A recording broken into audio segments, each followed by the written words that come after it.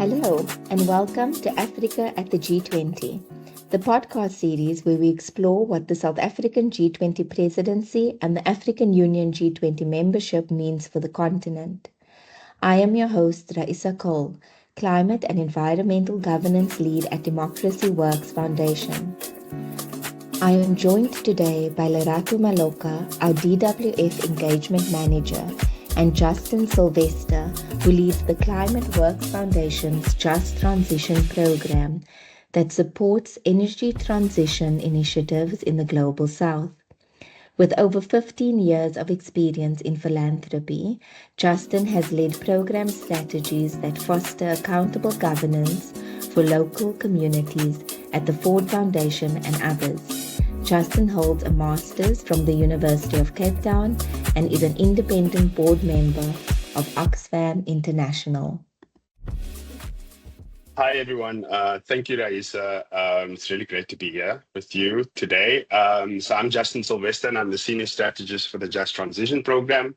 At ClimateWorks Foundation, we are a US-based philanthropy working in the climate space, but work across many regions in the world, and I lead our Just Transition Program. And our Just Transition work is really about supporting communities and workers on the ground as we move through this moment of energy transition in particular, and really trying to wrestle with these questions of how we keep those communities and those workers who will be most affected by the transition to ensure that they are not, let's say, sacrificed as part of the transition, but are central to how we make decisions and chart this pathway forward. And so we're working across three sort of lines of work, if you will. The first is around reimagining local economies.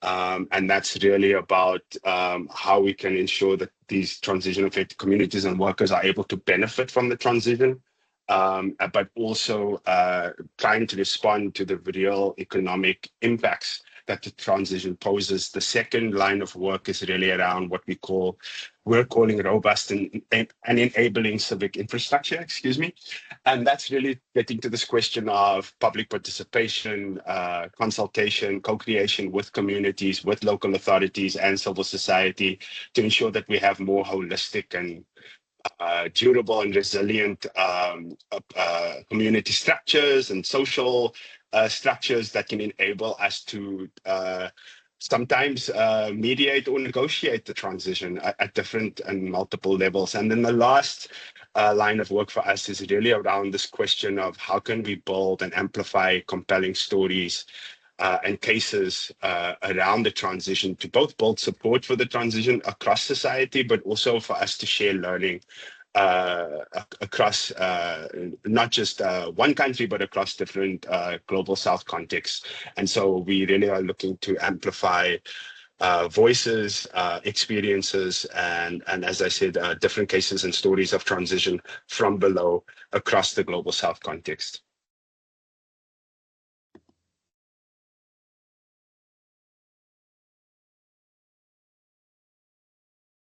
Thank you so much, Justin, and thank you so much for being here.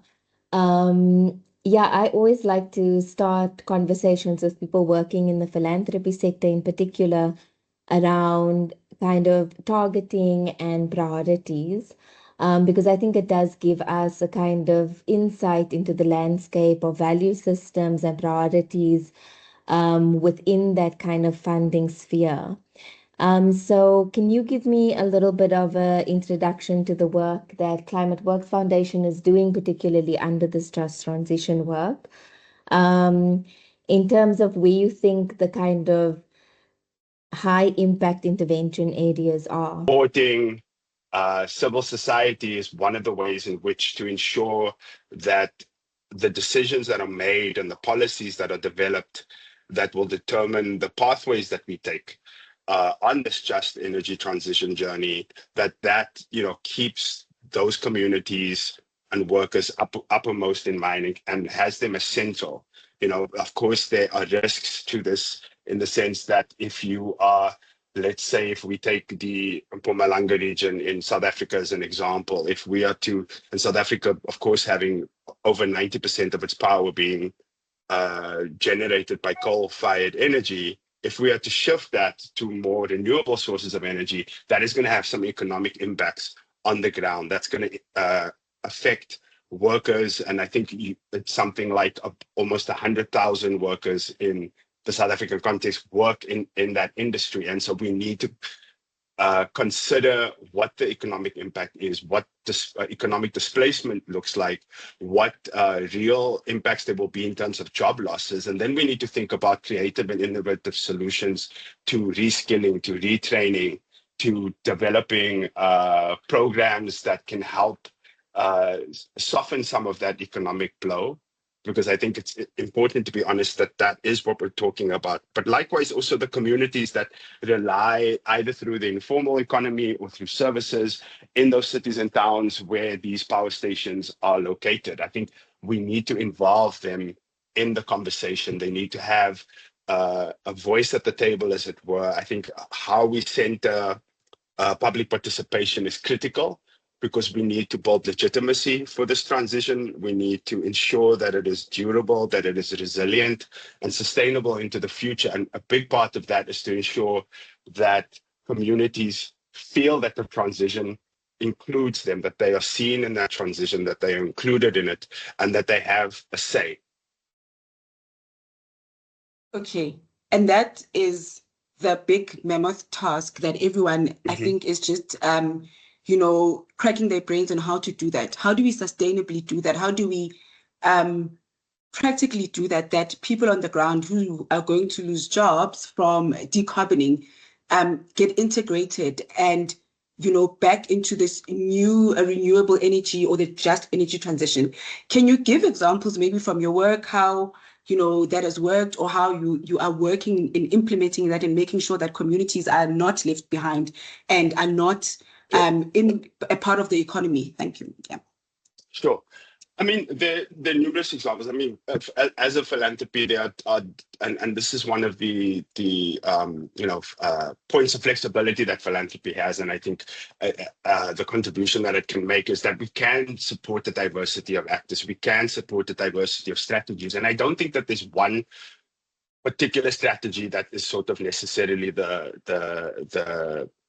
silver bullet, if I can use that phrase, to answering this. I think it's going to take multiple strategies at multiple levels. So we need to be working at national level, we need to be working at a provincial level and at a local level. Likewise, of course, the FT20 and its recommendations and its work at a global level in multilateral spaces. But just to give you a sense, for instance, we have a grantee and a partner that we work with in South Africa that's called the Environmental Justice Fund, and they are making a lot of smaller grants at a very grassroots level, seeking to strengthen community movements in South Africa, different kinds of projects around socially owned renewable energy, using agroecology approaches, things that really seek to tap into the creativity and innovation at a grassroots level. And I think that that's a critical point, is that communities know what they want, communities know what they need.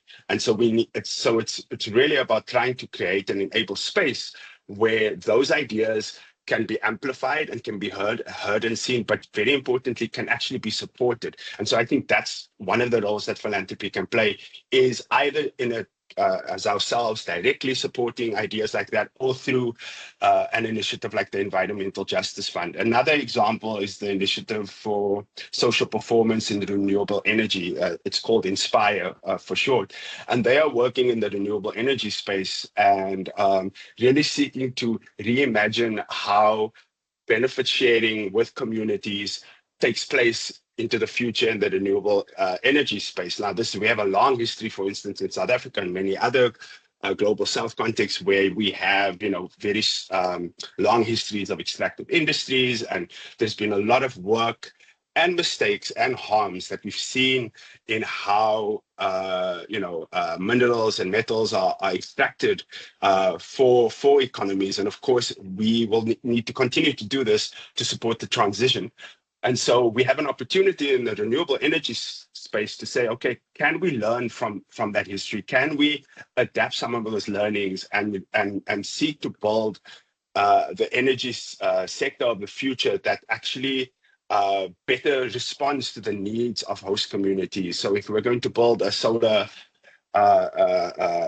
infrastructure in place and there's a local host community, how do we actually engage with that community? How do we ensure that that community is able to be part of the decision making, but not only part of the decision making, but also find ways for it to benefit? And so they are developing different ways to set up community trusts and ways of having shared ownership in some of those projects. And I think that there's, you know, a lot of space for us to use this moment as we transition to more renewable energy sources, to try different pathways and different ways of creating structures and systems like that.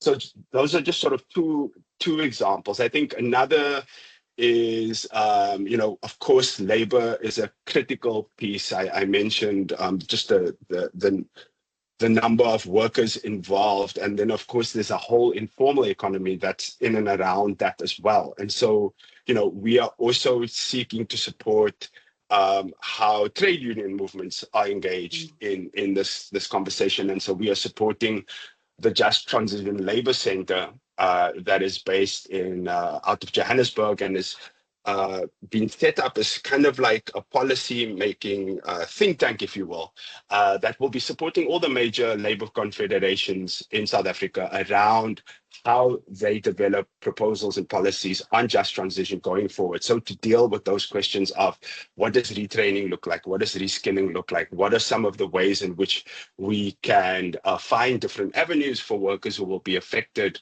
so that labor has a strong voice? And I think, you know, as much as that is a progressive agenda, I also think it's a pragmatic one as well, because, you know, we cannot move forward in this transition and sort of leave labor behind and leave communities behind, because we will also face resistance to this down the road. And so I think there's as much a pragmatic approach to this as it is one that is around a progressive agenda as well. So yeah, Justin, I just thought you could talk a bit about what you see the role of philanthropy being in furthering an Africa-led climate agenda, particularly in Africa's kind of G20 moment with the South African presidency leading the G20 presidency, and then the African Union's recent membership to the G20. Yeah, thanks, Raisa. I mean, I think, you know, Africa's sort of moment, if as you put it, at the G20 is an important one. This is a critical piece, but I think that I think you've kind of put it correctly. It's for philanthropy to support that. So in other words, what I mean is that you know, this has to be African-led, and it needs to be African-owned in terms of a response and how we engage and use the G20, which is one of many multilateral spaces, I think, where we should be driving this agenda. But I think, you know, there is a lot shared between what the F20 recommendations that have come out and what are, you know, broadly speaking, an African agenda that has bought into the importance of shifting to a low carbon, climate resilient economies. But of course, you know, many African countries, or most African countries, are in, you know, in a different developmental stage, and have also not historically contributed at the same rate or level to climate change. And so I think those are also real issues that need to be wrestled and grappled with. And I think what the Just Transition gives us is an opportunity to deal with that issue of common but differentiated responsibility in how we develop policies. And I think, you know, what's shared is that that this needs to be African-led and owned response. It needs to prioritize climate justice. It needs to prioritize questions of equity. But it also needs to be inclusive. And by inclusive, I mean it needs to include especially women, youth, vulnerable groups, and marginalized populations who are not only,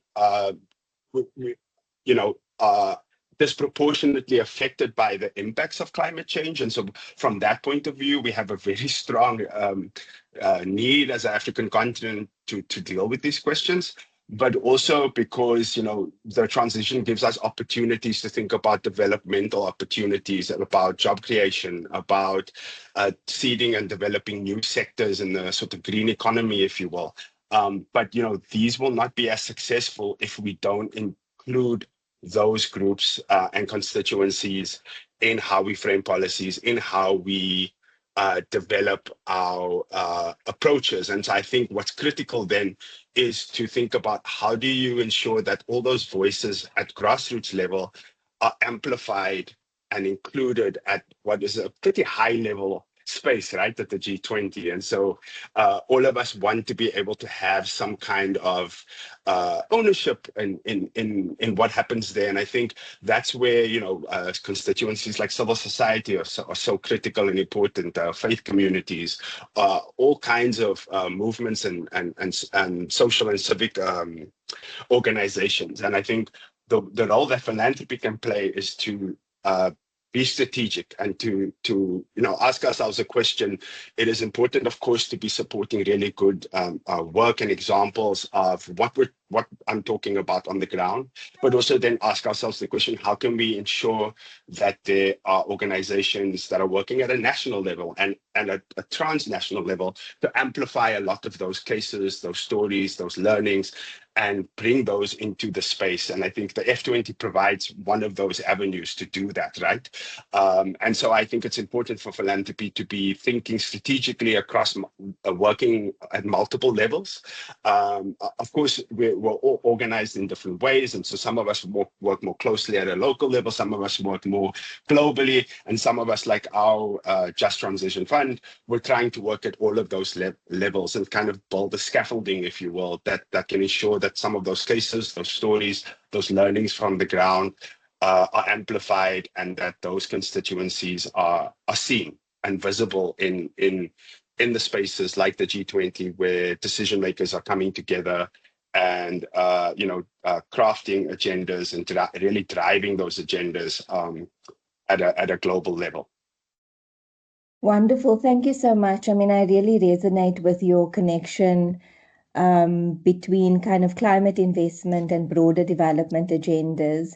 And I think something else that you said just about philanthropy kind of showcasing the almost business models or the kind of methodologies that work, and having almost the risk appetite in order to invest in these kind of maybe pilots or prototypes that can be scaled at a later stage.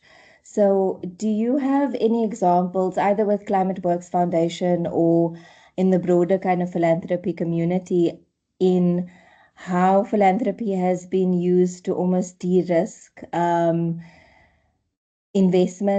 investments, or to build essentially this pipeline of kind of viable projects to test viability for kind of scaling at a later stage? Yeah, it's a great question. I mean, no specific example that I could speak to right now, but what I can say is that at least in our fund, we are just about to start supporting similar types of projects where and I think what you said about sort of demonstrating the potential is kind of how I think about this, is that often, and as you said, the private sector and governments are always thinking of philanthropy in a way of kind of de-risking some of these investments. And I think that that's true and definitely has a role to play. But I also think that there is, even beyond that, or even at a smaller scale, is kind of just supporting projects on the ground to demonstrate what is actually possible. Because sometimes I think what unlocks a lot of this is just the imagination and being able to say, well, here's an example of a project on the ground where, we've been able to involve the community in a benefit sharing model through a community trust that will ensure that they are, deriving dividends from that investment, have a say and a space on the decision-making structures. And this project is economically viable. It has, and we have, of course, in the development sector, many examples of where a project is, running for about 2 years or so, and then the funding kind of goes away. It's not economically viable, and it closes down. So I think we need to learn from many of those lessons, and we have a lot of learning that we can dig into. And I think that the important piece for me around this is to bring the right sets of skills, people with experience, all the expertise is kind of not just sitting in one sector, but trying to think about models that can bring not only decision makers and communities together, but also people who have the technical know-how and technical expertise. And so that's been a key feature of a lot of the projects I think that you will see in places like in Mpumalanga as it's rolling out. I think it's still relatively early days though as well. I think that's important to say, is that, this transition with the JETPs has created a lot of expectation, but I think what we all need to accept that this is work for the long term. It's not, there are no short-term fixes here. And I think we need to think of the transition in terms of like over a decade as opposed to like the next 3 years. And so I think there are many examples on the ground that we can be learning from as these projects play out. What I think is important is what can philanthropy do to make the connections between many of those projects and cases on the ground to ensure that they are visible, not only to philanthropy, but also to decision makers and very much the private sector. And I think there's a lot more work that we can do to build partnerships with the private sector around that as well. Thank you for that. Yeah, I really appreciate your kind of recognition of how incremental the process needs to be. But I think embedded within that kind of incrementalism is obviously a very urgent need then to adapt because, as we deal with the mitigation issue, we really need to kind of ensure that all mitigation investments include kind of resilience building and adaptation kind of activities or interventions. And so can you talk a bit about how ClimateWorks kind of draws the link between mitigation and adaptation and how that's almost coded into the grants that you make? Yeah, sure. I mean, as I said to your colleague earlier, I think we work across a whole range of mitigation areas and adaptation, but adaptation has become a core part of our work, and we do have if I can call it a sister program at ClimateWorks that I'm not engaged in, but it's the adaptation and resilience program, and they are leading a lot of cutting edge philanthropic efforts around raising the importance and profile of adaptation. And of course, in the African context, adaptation is so critical and central, and that is evident in many of the frameworks and strategic sort of proposals and agendas that we find on the African continent. And as I said before, because of that issue of there's a minimal contribution from the continent in terms of emissions and contribution to climate change, but the impacts are so disproportionate. And so adaptation has to be part of how we respond to that. The mitigation agenda, of course, remains. I think that is urgent, and we see that urgency across the board. But we cannot forget the question of resilience and how society and communities in particular are able to adapt. And so I think there are ways for us to engage. Again, I think there's a contribution for philanthropy to be made. There's a growing community of philanthropy working and focused on adaptation. There's a growing community of philanthropy working on just energy transition. And of course, there's a much larger philanthropy community working on climate change as a whole. And so the ways in which philanthropy can learn from each other, develop ways of sharing our learning and our strategies and kind of approaching these questions in a more holistic way. I mean, I think that's the approach. That's definitely some role we try to play at ClimateWorks, both in how we are funding, but also in terms of how we are engaging with the philanthropic space. We ran a lot of different spaces where we convened different funders around different issues, adaptation being one of them, just transition being another. But I think what is central across all of that is that if we want to meet the climate change agenda and the urgency, as you so correctly said, it needs to be people-centered and community-led. And so I think that's been a very welcome and a very big shift in recent years in the climate philanthropic community, is that there is this very deep recognition of the importance of that. And I think that on the continent and in countries like South Africa and others in the global south, we have opportunities to demonstrate what that can look like on the ground. So in other words, like, how do you actually operationalize that? And so I think that's also an opportunity in itself, is that, South Africa is a place, for instance, where we can innovate and experiment and take risks, and then other countries can also learn from that experience. And I think, again, philanthropy has a role to play, not just in supporting some of those projects, but also supporting some of the learning around that and the sharing of some of those cases and stories.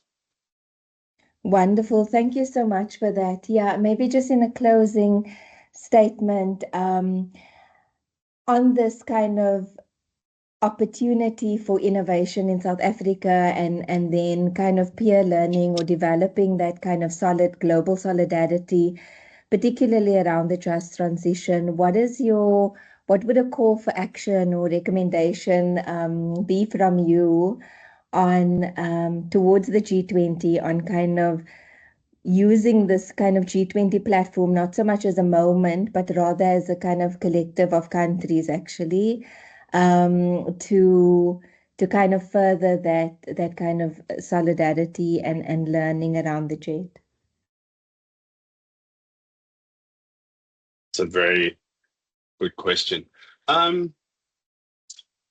I think, there are going to be a lot of proposal, a lot of discussions across a whole range of issues related to climate, be that just transition, be that finance, be that adaptation, and a whole range of other issues. But I think what is very important is that as yourselves and many others are using this moment to highlight these issues. And I think what's very critical is how we build what I would say broader movements to support this agenda. And so we need to go beyond our immediate sort of, let's say, environmental justice or climate justice sectors and movements, but we need to start building more connections across different movements, folks that are working in health, folks that are working on a range of other issues that affect communities as well, because the solutions are there. They're sitting within communities, and the ideas and the creativity. We just need to unlock that. And so my call to action, as it were, would be to use this moment to really try to build stronger connections to the ground, because I think both for the reasons of building broader consensus, more legitimacy, and ensuring that these transitions and other policies are able to be durable into the future, but also because I think they're going to be more effective if they include people, if they include communities and workers on the ground. I think that's critical just to get the politics around the transition right. I think that's would be sort of my call to action. Wonderful. Thank you so much, Justin. I really appreciate you taking the time to speak to us and to share, and sharing your insights on kind of the role of philanthropy in this G20 moment and how it can be used to further Africa's climate agendas. I am always excited to hear about the kind of bold climate action that ClimateWorks Foundation is supporting. But I think it would be interesting just to hear about what brought you to this work, what is kind of driving your passion within this space. Thanks for asking. I mean, I've been working in philanthropy for for well over a decade at different foundations in different roles, but largely have always been working in the human rights, governance, justice space. And I think, just to personally, that's important to me because I think I probably share with you a similar background coming from South Africa, where we have a particular history around many human rights and justice issues, but one of them being this question of communities being displaced or forcibly removed from the places where they live. And so that's something that I share in my own family history. And so for me, this question of communities being connected to the land, how that relates to questions of justice and dignity, but also, just having a sense of place and the kinds of impacts that has. And so I see in the just transition opportunities to approach how we think about development and mega infrastructure projects, which will be required in the transition in a different way, in ways that can have those communities and workers be more central in that. And so for me, it's really, it's of course professionally exciting and interesting, but it's also deeply personal because I do believe that there are opportunities for us to reimagine how we go about these things. And we have a lot of history that we can learn from in different contexts. And those very communities and workers hold a lot of that history. And so that's why I think it's so important to have them be central in the conversation. Wonderful. Thank you so much, Justin and Tada. I'm so sorry for taking so much of your time, but I really appreciate you making the time to speak with us. I know that it's hectic times. It is for all of us. The work doesn't stop.